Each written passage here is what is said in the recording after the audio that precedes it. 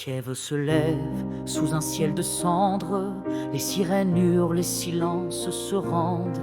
Marioupol crie sous les corps calcinés, les abris d'enfants deviennent des charniers. Kharkiv s'effondre, vitraux sur le pavé, les écoles pleurent, leurs classes éventrées. Odessa s'endort dans un goût de fer, sous les lettres brisées des noms de ses frères. Un cessez-le-feu, 30 jours de stupeur. Les bombes figées, mais l'odeur reste à l'heure. Qui peut laver Boutcha de son sang? Quand les civils gisent bras liés dans le vent. Et dans quelques années, qu'en restera-t-il? Des ruines masquées sous des discours dociles. Dnipro en deuil, Mykolaïv sans lumière. Tcherniv pleure dans des fosses meurtrières. On recoule la terre, on refait les murs. Mais qui pensera les âmes à vivre sans armure? Qui rendra justice aux regards effacés, aux femmes violées, aux enfants massacrés?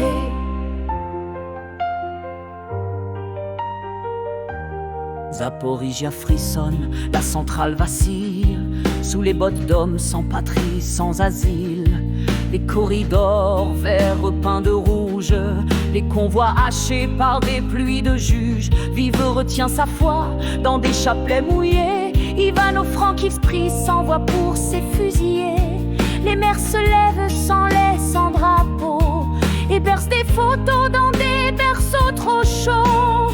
Un cessez-le-feu, 30 jours de mensonges. Une paix vernie sur des plaies trop longues. Qui entendra les cris de Marinka quand l'histoire feint d'oublier ce qu'elle voit?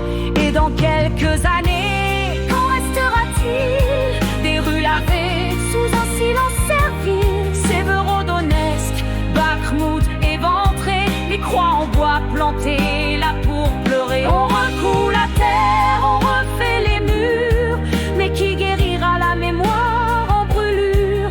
Et que restera-t-il dans le cœur des vivants si on absout le crime en tournant les gants?